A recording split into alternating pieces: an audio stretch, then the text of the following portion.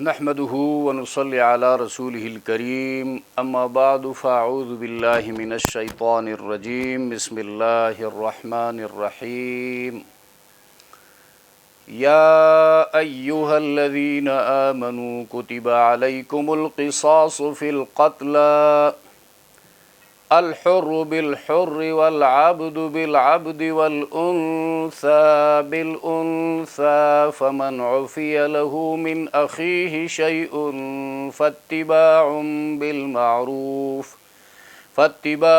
بالمعروف وأداء إليه بإحسان ذلك تخفيف من ربكم ورحمة فمن اعتدى بعد ذلك فله عذاب أليم ولكم في القصاص حياة يا أولي الألباب لعلكم تتقون۔ لفظی ترجمہ سورۃ البقرہ آیت نمبر 178 اور 189 کا۔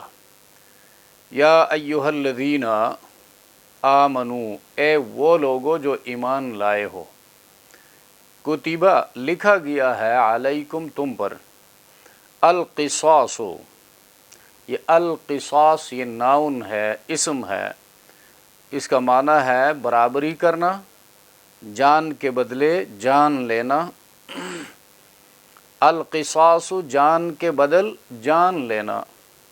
فی القتلى، قتلا یہ القتیل کا تثنیہ مؤنث ہے، القتیل بمعنی مقتول، اور قتلا جمع ہے، جمع کا صیغہ ہے، مقتولوں میں۔ الحر بالحر آزاد کے بدل آزاد، والعبد بالعبد، عبد یہ حر کی ضد ہے، حر آزاد اور عبد غلام، غلام کے بدل غلام۔ والانثى، انثى مؤنث اور عورت، بالانثى عورت کے بدل۔ فمن عفیہ، پس جو معاف کیا گیا، درگزر کیا گیا جس کے ساتھ، لہو اس کے لیے، من اخیہ، اخ بھائی کو کہتے ہیں، من اخیہ اس کے بھائی کی طرف سے، شیئن کچھ، فاتباع پس پیروی کرنا ہے، بالمعروف دستور کے موافق، واداء الیہ اور پہنچانا ہے اس تک، ادا کرنا ہے اس کو، بإحسان ممنونیت کے ساتھ، شکریہ کے ساتھ۔ ذالک یہ معافی کا حکم، تخفیف آسان کرنا ہے، من ربکم تمہارے رب کی طرف سے، ورحمہ اور بڑی مہربانی ہے۔ رحمتن کی تنوین جو ہے یہ عظمت کو بتا رہی ہے، تعظیم، بڑی رحمت، بڑی مہربانی۔ فمن اعتدی جس نے زیادتی کی، اعتداء زیادتی کو کہتے ہیں ظلم، بعد ذالک اس کے بعد سے مراد معاف کرنے کے بعد پھر زیادتی کی، فلہو پس اس کے لیے، عذاب علیم دردناک سزا ہے۔ وَلَكُمْ اور تمہارے لیے، فی القصاص جان کے بدلے جان لینے میں، حیاتن زندگانی ہے عظیم، یا اولی الالباب، اولی جو ہے اس کا معنی آتا ہے والا، اور الباب یہ جمع ہے لب کی، لب ہر چیز کا بہترین حصہ، میوہ جو ہے میوہ کا بہترین حصہ اس کا تخم ہے، مغز ہے، اور انسان جو ہے اس کا بہترین حصہ عقل ہے۔ عقل جب چلی جائے انسان سے تو وہ حیوانوں میں شمار ہوتا ہے۔ تو یا اولی الالباب، یہ الباب پھر قرآن کریم میں مفرد ذکر نہیں ہوا ہے، جہاں کہیں آیا ہے یہ جمع ہی آیا ہے۔ یا اولی الالباب، اے عقل مندو، لعلکم، تاکہ تم، تتقون، بچے رہو، تتقون۔ گزشتہ لمبی آیت میں آیت البر جو ہے، جو نیکیوں کی فہرست دی گئی، اس میں عقائد کا بیان بھی ہے اور اس میں اخلاقیات کا بیان بھی ہے، اس میں عبادات کا بیان بھی ہے۔ اس کی آخری آیت میں فرمایا تھا وَالصَّابِرِينَ فِي الْبَأْسَاءِ وَالضَّرَّاءِ وَحِينَ الْبَأْسِ، صابرین برداشت کرنے والے سختی اور تکلیف میں اور لڑائی کے وقت۔ اب اسی کڑی کی چند احکام دیتے ہیں، اور یہ احکام مسلم معاشرے کے ساتھ تعلق رکھتے ہیں اور ہیومن رائٹس کے ساتھ ان کا تعلق ہے۔ انسانی حقوق کو قرآن کریم جس تفصیل اور جس تاکید کے ساتھ بیان کرتا ہے، دنیا کا کوئی ملک، دنیا کا کوئی قانون اس تفصیل کے ساتھ اس کو بیان نہیں کرتا اور نہ کر سکتا ہے۔ اسلام میں سب سے پہلے جان کی تحفظ کا مسئلہ ہے، تو یہاں پر قانون تحفظ نفس یا قانون تحفظ جان، رائٹ ٹو لائف جو ہے، اس کو بیان کرتا ہے، اور اس میں یہ پہلا حکم ہے قتل کے حوالے سے، اور ایک انسان کو قتل کرنا پوری انسانیت کو قتل کرنا ہے، گناہ میں دونوں برابر ہیں، اور ایک انسان کو زندگی عطا کرنا پوری انسانیت کو بچانا ہے، اتنی بڑی نیکی ہے۔ اور قیامت کے دن عبادات میں سب سے پہلے نماز کے بارے میں پوچھا جائے گا، اول ما یحاسب بہ العبد الصلاۃ، اور سب سے پہلے فیصلہ جو ہے ہوگا اول ما یقضی، وہ قتل کا فیصلہ ہوگا، پوچھا جائے گا نماز کے بارے میں اور فیصلہ قتل کا ہوگا۔ تو قتل کے حوالے سے، چونکہ اسلام قتل جب پیش آتا ہے تو معاشرے کے اندر فساد، بگاڑ ہو اور افراتفری ہو، نفسا نفسی ہو، اونچ نیچ ہو، طبقاتی نظام ہو، ایک دوسرے کو وہ برداشت کرنے والے نہ ہوں، تو پھر دوسری طرف سے معمولی کسی کے حق میں کوئی کڑوی بات کہی جائے اور معمولی کسی کا نقصان ہو جائے تو طبقاتی نظام میں دوسرا طبقہ اپنے آپ کو بالا سمجھتا ہے، تو وہ ہتھیار لے کر نکلتا ہے، دوسرے بندے کو قتل کر دیتا ہے۔ تو اسلام معاشرے میں امن چاہتا ہے، تو امن کے لیے اللہ کے قوانین کو معاشرے کے اوپر نافذ کرنا، امپلیمنٹ کرنا ضروری ہے۔ اور ہم لوگ امن چاہتے ہیں، امن کے لیے دعائیں مانگتے ہیں، امن کے لیے تنظیمیں بناتے ہیں، امن کے لیے پتہ نہیں کروڑوں اربوں روپیہ خرچ کر کے CCTV کیمرے لگاتے ہیں، امن کے لیے ایجنسیاں وجود میں آئی ہیں، لیکن امن ندارت۔ کیوں؟ اللہ نے امن کے لیے جو قانون نافذ کیا ہے، جو اصول اپنے بندوں کو دیا ہے، ان کو ہم نہیں چاہتے ہیں۔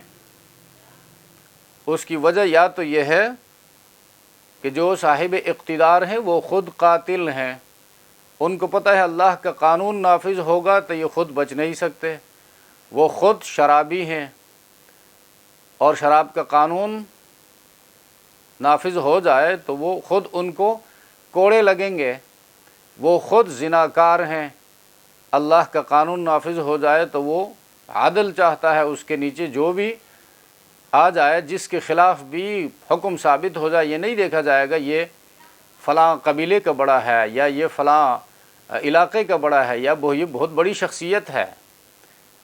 اسلام کے نظام عدل کے نیچے ان چیزوں کی کوئی حیثیت نہیں ہے، تو حکمرانوں کو بھی معلوم ہے کہ ہم بچ نہیں سکتے، اس لیے اسلامی نظام کو آگے جانے نہیں دیتے ہیں، اور اس کے لیے مدد لیتے ہیں یہود و نصارہ سے، عیسائیوں سے مدد لیتے ہیں، یہودیوں سے مدد لیتے ہیں، اور مشرکین سے مدد لیتے ہیں تاکہ یہ چیز امپلیمنٹ نہ ہو جائے اس ملک میں۔ اور چور کے لیے ہاتھ کاٹنا ہے۔ آج کل ہم دیکھتے ہیں چور چوری کی گرم بازاری ہے، لیکن قانون اس کے لیے ہے بھی، لیکن اس کی کوئی حیثیت نہیں ہے۔ ایک چور جب پکڑا جاتا ہے تو وہ چوری شدہ مال میں سے آدھا جو ہے آگے پیش کرتا ہے اپنے آپ کو بچانے کے لیے، تو چور بچ گیا اور قوم لٹ گئی۔ یہ اس قانون کا نتیجہ ہے۔ اللہ کے قانون میں اس بات کی گنجائش نہیں ہے۔ چوری ثابت ہو گئی تو وہ حد ہے، اور اس میں کوئی سفارش بھی نہیں کر سکتا۔ اس کا ہاتھ کاٹا جائے گا اور کاٹ کر لٹکایا جائے گا کہ بھئی یہ اللہ کا باغی ہے اور قوم کا مجرم ہے۔ یہ ہماری قوم کو سمجھنا چاہیے، ہمارے نوجوانوں کو، ہمارے تعلیم یافتہ طبقے کو، جو اس ملک میں امن چاہتے ہیں، جو اس ملک سے فساد کو، چوری کو، کرپشن کو، دہشت گردی کو ختم کرنا چاہتے ہیں، وہ تھوڑا ٹھنڈے دل و دماغ کے ساتھ اسلامی قوانین کا مطالعہ کرے۔ اسلامی قوانین میں ان کا پورا حل موجود ہے۔ اس کی ایک وجہ یہ ہے کہ اسلامی قوانین اللہ کی طرف سے ہیں۔ اللہ خالق ہے تو وہ اپنی مخلوق کے بارے میں پوری طرح باخبر ہے، اپنے مخلوق کے مزاج کو بھی جانتا ہے، ان کی ضرورتوں کو، ان کی حاجتوں کو بھی جانتا ہے، ان کی حرکات سے بھی وہ واقف ہے، ان کے فیوچر کو بھی جانتا ہے جس طرح ان کے پاسٹ کو وہ جانتا ہے۔ لہٰذا ہر حوالے سے اور ہر موقع کے لیے اللہ کے قانون میں اس کے لیے حل موجود ہے۔ تو یہاں سے ان قوانین کا بیان شروع ہو رہا ہے۔ قتل جو ہے، اللہ کے رسول نے اس چیز کو نہایت ناپسند کیا ہے، اور رسول اللہ صلی اللہ علیہ وسلم کی دعاؤں میں پھر یہ بات ہے، اللہم انی اسألک العفو والعافیہ، یا اللہ تجھ سے درگزر اور عافیت، امن کا سوال کرتا ہوں۔ یہ عمومی دعا ہے۔ اور جب کوئی قاتل، آخری خطبے میں اللہ کے رسول نے ارشاد فرمایا، لا ترجعوا بعدی کفارا یضرب بعضکم عنق بعض۔ لوگوں دیکھو، پیغمبر کے سامنے، پیغمبر کی امت تھی، صحابہ کرام تھے، میرے بعد چونکہ صحابہ کے ذریعے یہ پیغامات یہ ہم تک پہنچا رہا ہے، میرے بعد کافر مت بنو کہ ایک دوسرے کی گردن زنی کرنے لگو۔ تو آج مسلمان یہی کر رہا ہے۔ تو قتل کرنا اللہ کے حکم کو پس پش ڈالنا ہے، اور عملی کفر ہے۔ جس طرح جان بوجھ کر نماز چھوڑنا عملی کفر کہا گیا ہے، اور استطاعت کے باوجود ایک بندہ حج کے لیے نہیں جاتا ہے تو حضرت عمر نے ایسے لوگوں کی فہرست منگوائی کہ میں ان لوگوں پر وہ جزیہ لگا دوں، وہ ٹیکس لگا دوں جو کافروں پر لگتا ہے، اس لیے کہ یہ بھی کافروں کے حکم ہے، اللہ کے حکم کو پورا نہیں کرتے ہیں۔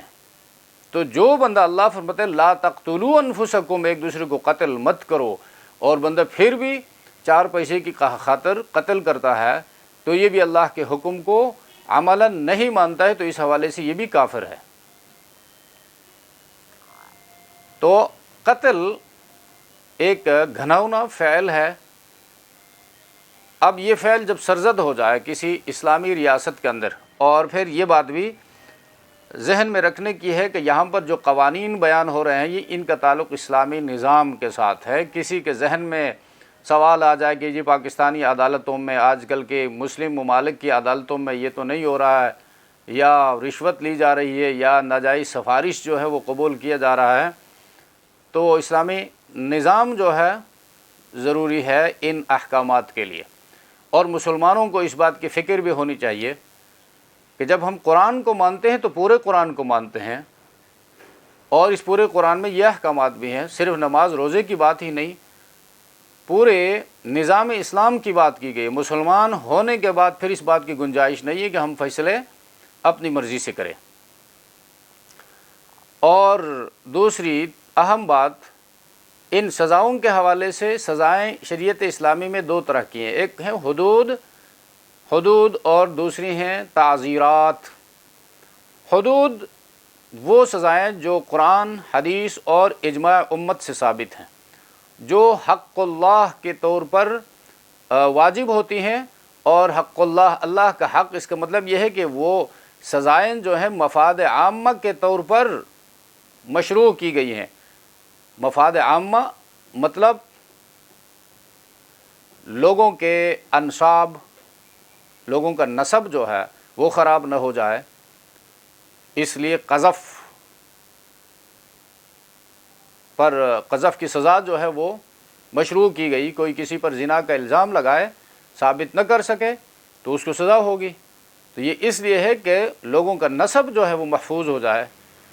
زنا کے اوپر سزا مقرر کی گئی کوڑوں کی، تاکہ زنا سے لوگ محفوظ رہیں اور نسب، لوگوں کا نسل محفوظ رہے۔ اموال جو ہے، مال، یہ مفاد عامہ کی باتیں ہیں، مال چوری نہ ہو جائے تو چور کے لیے سزا مقرر کی گئی۔ عقل، اگر لوگوں کی عقلیں خراب ہو گئی تو پھر معاشرے میں فساد ہوگا، اس لیے شراب پر پابندی لگائی گئی جو عقل کو خراب کرنے والی ہے۔ اور اسی طرح تہمت لگانے سے انسان کی عزت خراب ہوتی ہے، اس کی توہین ہوتی ہے، تو اعراض کی حفاظت کے لیے یہ حدود مقرر کی گئی ہیں۔ یہ حدود کی جو سزائیں ہیں یہ گناہ کرنے سے پہلے گناہ سے روکنے والی ہیں، اور گناہ کرنے کے بعد سرزنش ہیں اس حوالے سے، انسان کو جھنجھوڑتے ہیں، ان میں سفارش کی بھی گنجائش نہیں ہے، اور ثبوت ہو جانے کے بعد معاف بھی نہیں کی جا سکتی۔ تو ایسے سنگین جرائم جو ہیں وہ 5 ہے: زنا ہے، چوری ہے، ڈکیتی ہے، شراب نوشی ہے، اور زنا کی تہمت ہے۔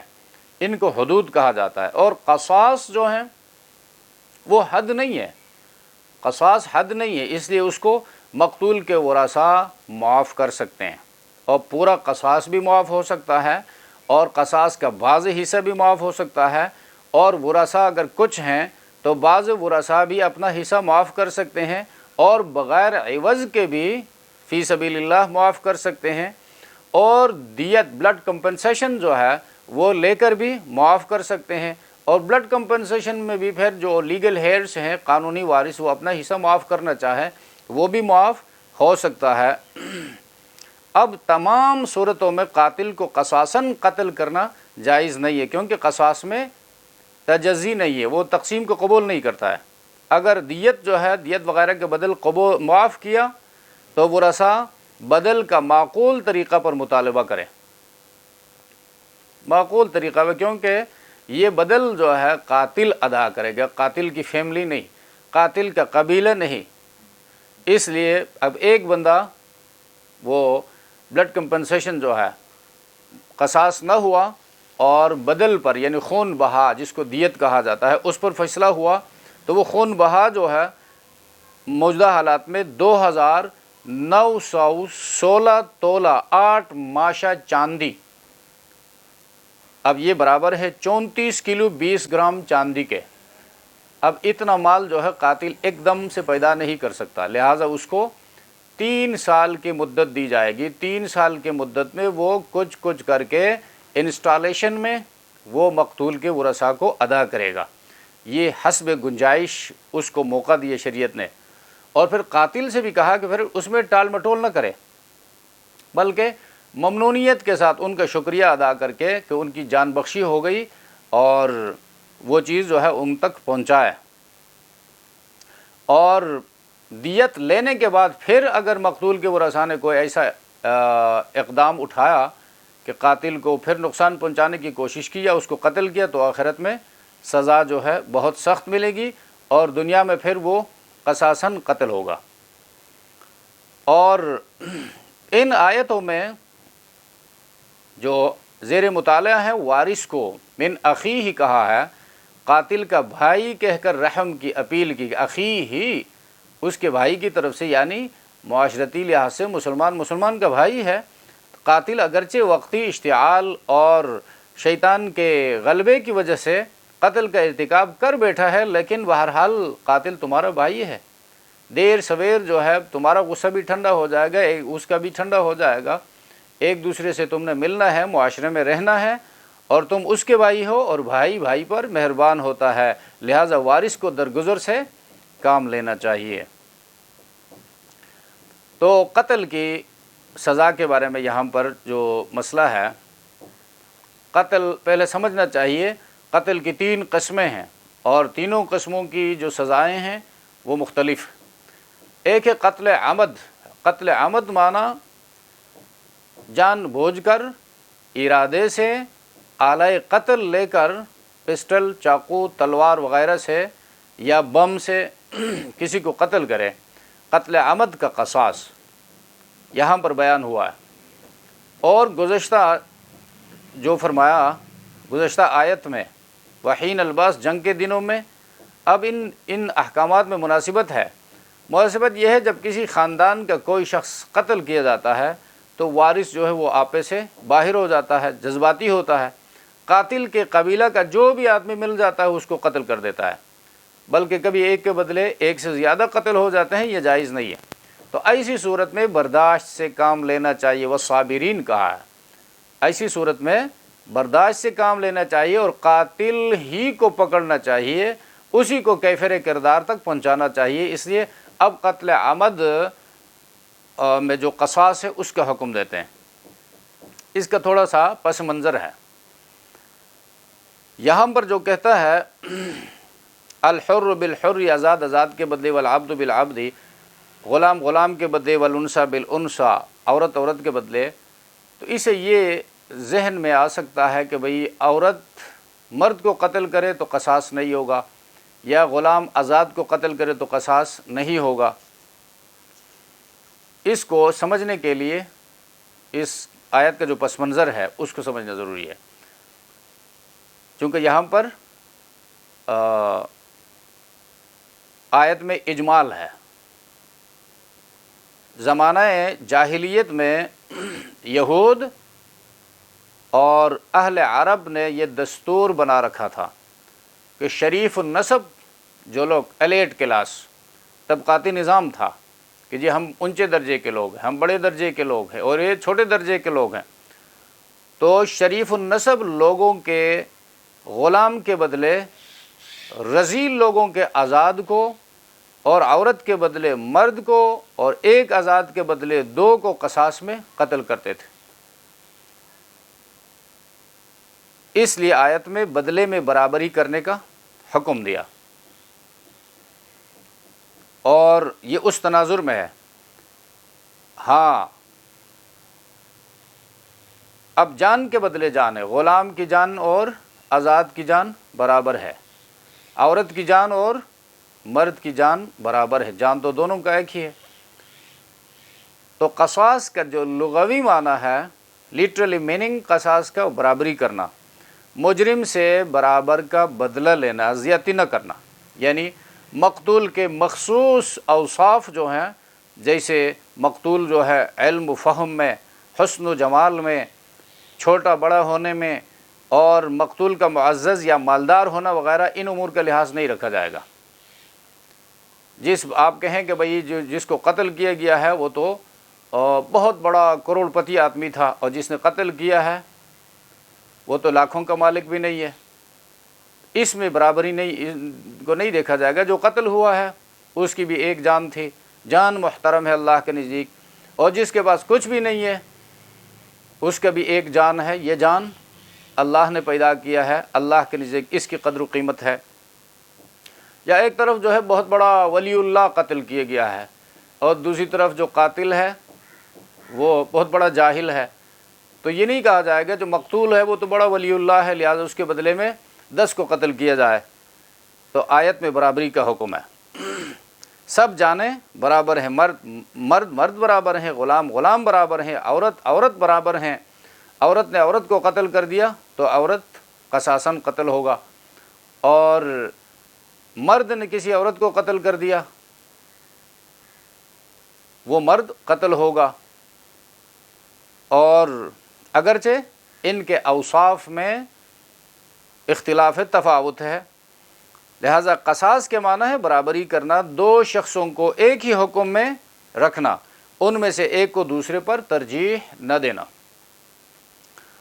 اب اس آیت میں غور طلب بات یہ ہے، ہمارے معاشرے میں بھی جب یہ مسئلہ ہوتا ہے، کوئی قتل ہوتا ہے، تو مقتول کے خاندان کے لوگ قاتل کا پیچھا نہیں کرتے ہیں، بلکہ قاتل کے خاندان کے بہترین شخص کو پکڑ کر قتل کرتے ہیں، جو ان میں قابل ہوتا ہے، جو مالدار ہوتا ہے، جو کام کا آدمی ہوتا ہے، اس کو قتل کرتے ہیں۔ یہ بہت بڑا ظلم ہے، جو قاتل ہے اسی کو قتل کرنا چاہیے۔ اچھا، یا ایھا الذین آمنوا کتب علیکم القصاص، اے ایمان والو تم پر قصاص فرض کیا گیا ہے۔ فرض کیا گیا ہے تو قصاص کا منکر کافر ہے۔ قصاص شریعت کا لازمی حکم ہے اور اس کا منکر کافر ہے۔ کتبہ اللہ نے لازم کیا ہے، علیکم القصاص تم پر برابری، فی القتلى مقتولوں میں۔ مقتول یہ قصاص کب ہوتا ہے؟ قتل عمد میں۔ الحر بالحر آزاد قتل کیا جائے گا آزاد کے بدلے میں، والعبد بالعبد غلام قتل کیا جائے گا غلام کے بدلے میں، والانثى بالانثى اور عورت قتل کی جائے گی عورت کے بدلے میں، اور ایک قتل کیا جائے گا ایک کے مقابلے میں۔ تو ان لوگوں پر رد کر دیا کہ جو کہتے تھے ہم بڑے طبقے کے اونچے طبقے کے لوگ ہیں، ہمارا ایک بندہ قتل ہوا ہے تو قاتل کے قبیلے کے 2 بندوں کو ہم قتل کریں گے۔ تو اللہ نے فرمایا یہ ظلم ہے، عدل کے خلاف۔ اور دوسری بات، یہود میں صرف قصاص تھا اور شریعت اسلامی میں ذالک تخفیفن جو کہتا ہے اگلے آیت میں، قصاص تھا اور دیت نہیں تھی، یعنی خون بہا اور معافی کا قانون ان میں نہیں تھا۔ تو صحیح بخاری کی روایت میں آتا ہے کان فی بنی اسرائیل القصاص ولم تکن فیہم الدیہ فقال اللہ لہذہ الامہ، یہود میں صرف قصاص تھا اور دیت نہیں تھی، اور اس امت کے لیے اللہ تبارک و تعالیٰ نے فرمایا یا ایھا الذین آمنوا کتب علیکم القصاص فی القتلى الحر بالحر والعبد بالعبد والانثى بالانثى۔ تو جو غیر مسلم کسی اسلامی ریاست کے حدود میں رہائش رکھتا ہو، یا جس کو مسلمانوں نے مسلم گورنمنٹ نے ویزا ایشو کیا ہو اور اس کو سٹیزن شپ دی ہو، یا پہلے سے اس علاقے میں وہ رہ رہے ہوں، تو ان کے بارے میں مسئلہ یہ ہے دماؤہم کدمائنا و اموالہم کاموالنا، ان کا خون ہمارے خون کی طرح ہے، ان کا مال عزت آبرو ہمارے مال عزت آبرو کی طرح ہے۔ وہاں پر اگر کوئی مسلمان کسی ایسے غیر مسلم کو قتل کرے تو اس کے بدلے میں اس مسلمان کو قتل کیا جائے گا۔ اور جہاں تک اس حدیث کا تعلق ہے لا یقتل المسلم بکافرن، کسی کافر کے مقابلے میں مسلمان کو قتل نہیں کیا جائے گا قصاص میں، تو وہ حربی کافر ہے جو مسلمان کے ساتھ حالت جنگ میں ہے۔ تو حالت جنگ میں اس کافر کو نہ مسلمان نے پناہ دی ہے بلکہ اس کافر نے مسلمان کو ختم کرنے کی کوشش کی ہے، اس کے لیے اس نے ہتھیار اٹھایا ہے۔ تو وہاں پر اگر مسلمان کے ہاتھ سے کوئی کافر قتل ہو جائے تو بدلے میں مسلمان کو قتل نہیں کیا جائے گا۔ تو یہ یہاں پر جو بیان ہو رہا ہے یہ قتل عمد، یعنی جان بوجھ کر اعلی قتل سے ارادہ کر کے کسی کو قتل کیا جائے تو وہاں پر یہ سزائیں ہیں، یہ آپشن ہے۔ ایک یہ ہے کہ اس کو معاف کیا جائے، اس کی فضیلت بیان ہوئی ہے، اور یا جو ہے بلڈ کمپنسیشن دیت لی جائے اس کی تفصیل بھی بیان ہوئی، اور یا اس کو قصاصاً قتل کیا جائے۔ اور یہ سارا معاملہ پھر عدالتی پروسیس سے گزرنے کے بعد ہوگا۔ ایسا نہیں ہو سکتا کہ بندہ خود ہتھیار اٹھائے اور جا کر کہ جی یہ میرا ملزم ہے اور کسی بندے کو قتل کر دے، یا غیر قاتل کو قتل کر دے، جس طرح عموماً آج کل ہو رہا ہے، دیکھنے میں آتا ہے، دیکھ کر کام کے آدمی کو قتل کرتے ہیں۔ اس بات کی قطعاً گنجائش نہیں ہے، اسے معاشرے میں امن کے بجائے فساد پھیلے گا اور یہ اسلام کا قانون نہیں ہے۔ اسلام کے قوانین فساد اور بگاڑ کو ختم کرنے اور امن قائم کرنے کے لیے ہیں۔ وہاں پر یہ فرمایا لکم فی القصاص حیات، تمہارے لیے بدلہ لینے میں، یعنی ایک بندہ جو قاتل ہے وہ تو کیفر کردار کو پہنچے گا، لیکن پوری قوم جو ہے وہ امن کی زندگی بسر کرے گی۔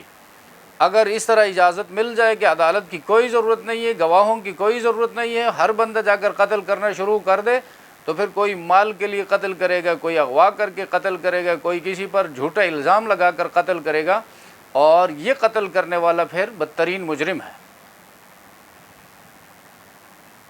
اور تیسرا جو ہے، دوسرا قتل خطا ہے، جس میں ارادہ قتل نہ ہو اور ویپنز جو ہے قتل کا آلہ استعمال ہو لیکن ارادہ قتل کرنے کا نہ ہو، وہ کسی اور شکار پر ٹارگٹ باندھا تھا، وہ شکار نہیں نکلا، کوئی انسان تھا، اس کو گولی لگی، یا کہیں جو ہے بندہ کسی ضرورت سے بیٹھا ہوا تھا اور فائر کرنے والے نے اس کو دیکھا نہیں تھا، بندہ اٹھ گیا، کھڑا ہو گیا، اس کو گولی لگی۔ لیکن اب یہ ساری باتیں جو ہے اس طرح، تیسرا جو ہے قتل بالسبب ہے، کسی راستے کے ساتھ صحیح نیت سے کنواں بندے نے کھودا اور اس کے ساتھ ڈول لٹکانے کے لیے ایک کیل جو ہے وہ کیل بھی ٹھونس دی، اور کوئی اس کیل سے ٹکرا کر کنواں میں گر گیا اور مر گیا، اس کو قتل بالسبب کہا جاتا ہے۔ تو اب یہ صحیح لوگوں کو پانی پلانے کی نیت سے یہ کام کیا تھا یا کسی کو اس میں گرانے کے لیے کیا تھا، اس میں بدنیتی اور نیک نیتی جو ہے، میلافائڈ انٹینشن، بونافائڈ انٹینشن، یہ ثابت کرنا پڑے گا۔ صرف کہنے سے مسئلہ حل نہیں ہوگا، ثابت کرنا پڑے گا کہ میری نیت نیک تھی، میرا اس بندے کے ساتھ جو مقتول ہے اس کے ساتھ ایسی کوئی دشمنی، اختلاف، بغض، مفادات کی جنگ وغیرہ کچھ بھی نہیں تھا۔ تو یہ اسلام کا فوجداری نظام ہے، نظام عادل۔ یہ فوجداری نظام جو ہے یہ انگریزوں کی اصطلاح ہے، شریعت کی اصطلاح میں فوجداری نظام نہیں ہے، نظام عادل ہے اسلام کا، تاکہ ہر بندے کو عدل مل جائے، عدل تک رسائی حاصل ہو جائے۔ سبحان ربک رب العزت عما یصفون، سلام علی